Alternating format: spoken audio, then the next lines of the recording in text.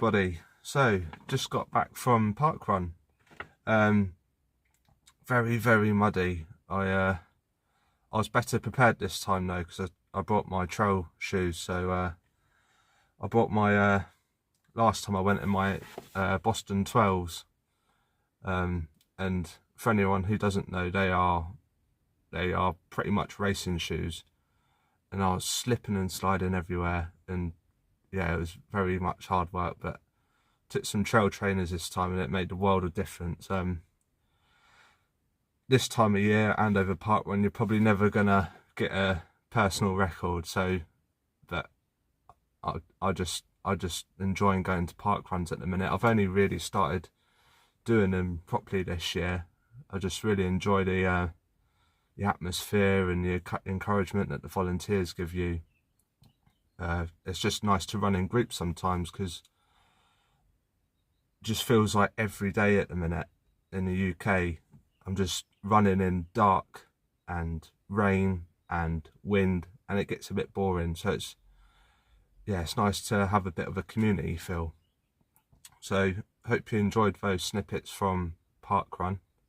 Time for more serious stuff.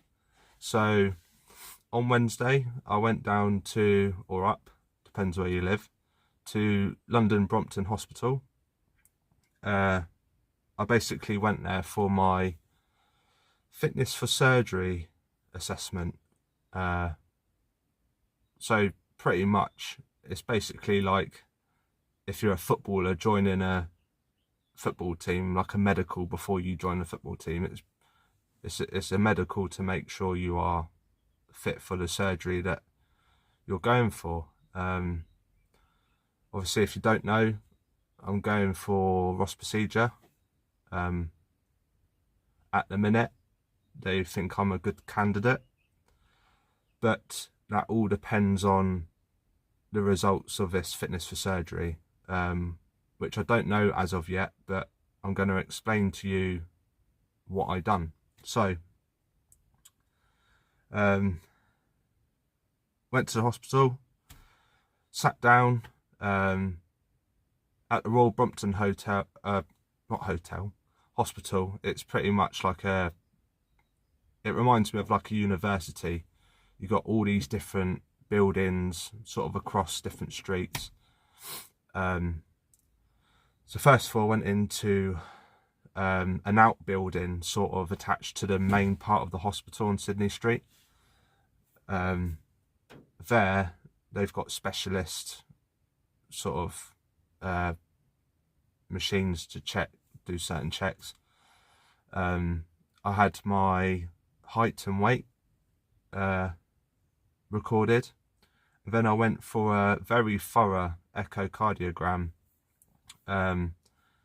If you're watching this and you've had heart problems, you might have had one before, but it's basically like they put a bit of jelly on your stomach and then scan not your stomach, oh god, I've got long run brain right now.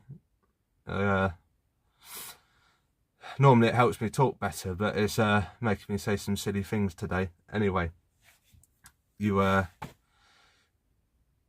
pretty much like what women go to when they're having their pregnancy tests. It's just like a little probe, and you have jelly, and it scans your chest, because your heart's in your chest, not your stomach. And then it gives you, it's pretty cool actually. When I was having mine done at Brompton, I could see the images on the screen, and that's pretty cool. It's very thorough. I was in there for about an hour. And this is something that I've personally had done every year since I've got diagnosed back in 2016. So nearly 10 years ago. So I've had one every year. So the process isn't really new to me. But yeah, that was that. After that, you go over to the Fulham wing in the outpatients west. That's where you have all your other tests. So these include bloods. This includes a chest x-ray. And it includes an ETC, It's the electric cardiogram. So instead of like an ultra scan, it's just like these electric probes that go on you. I think it just measures your, when you see on a screen in hospital, it's got your heart rate, something like that. I'm not too sure, but this is a experience from the patient. Obviously, I don't know what everything does. So yeah, so walked into there. I met a fantastic gentleman called Julian. He pretty much like organised the whole thing. He was like the hospital. He just organised the whole thing like a director. It was amazing, because it can be a busy hospital. So, and as everyone knows, the NHS isn't exactly quiet. They're struggling. So he was fantastic. He was expecting me straight away. He said, "Oh, you Mr. Smith?" And I was like, "Yeah, gosh, how'd you know that?"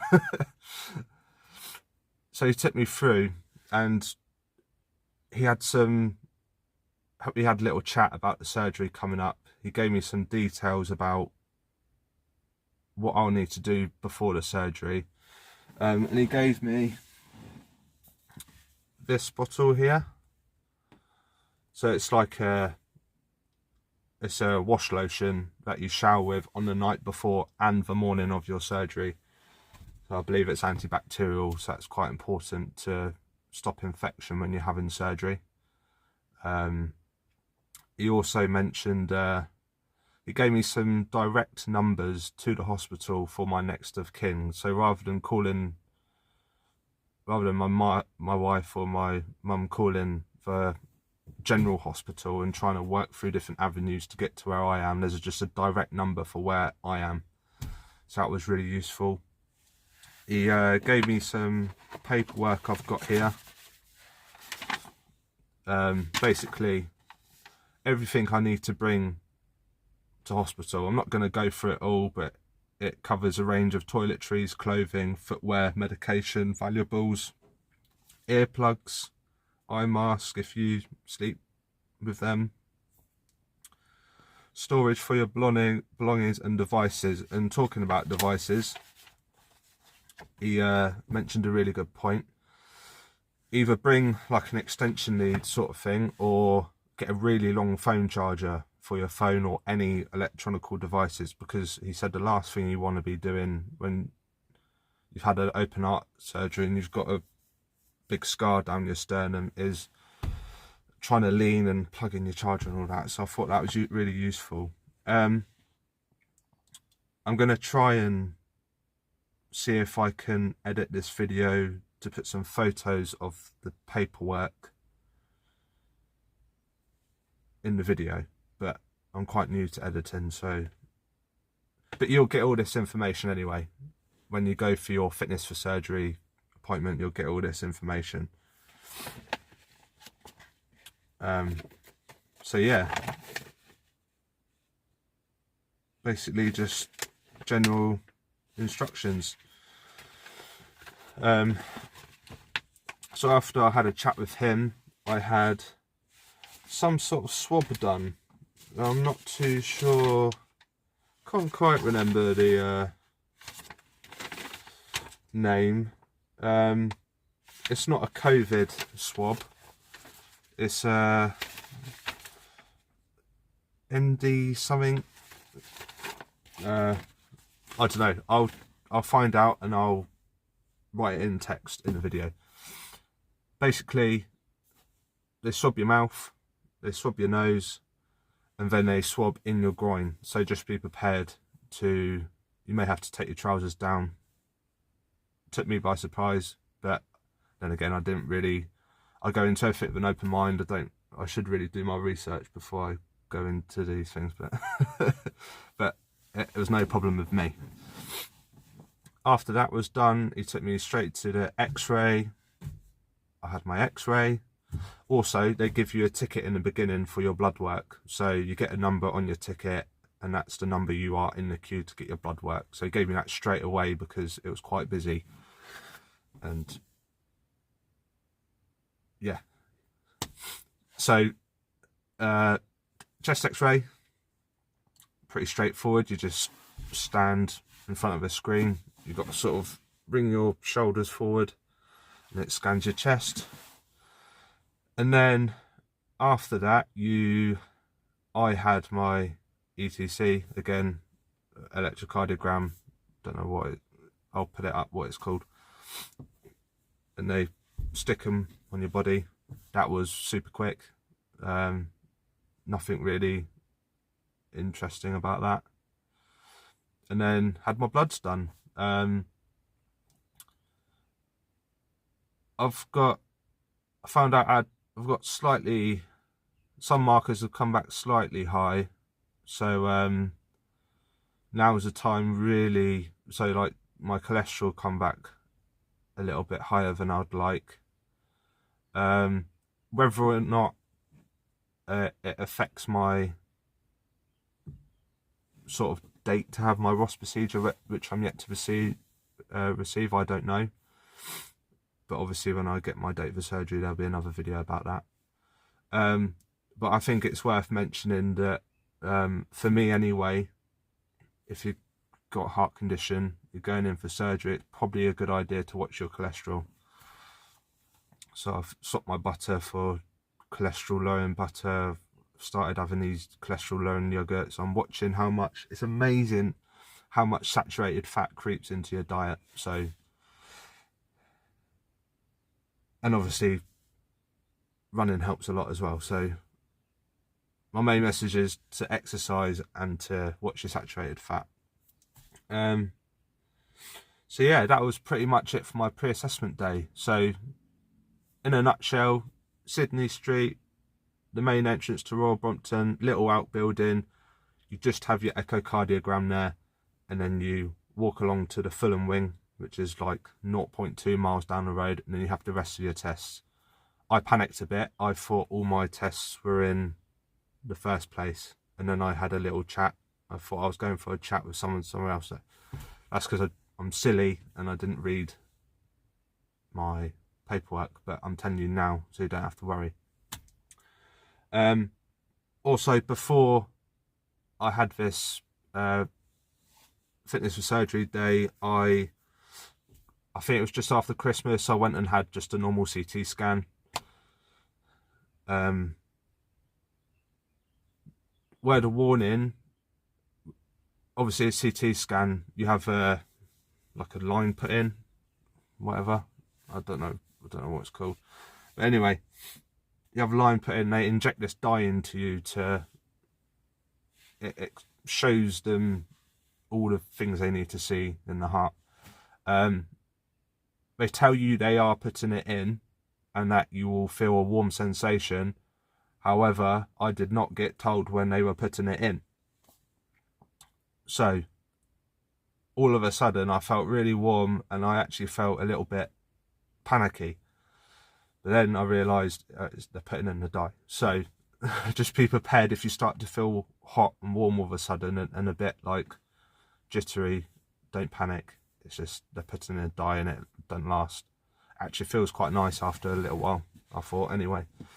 And that leads on to the guy who's doing my Ross procedure. He's requested that I have both a CT scan and an invasive angiogram. So that's when they put a catheter in either your groin or your wrist. So I've got that coming up after my Winchester 10K.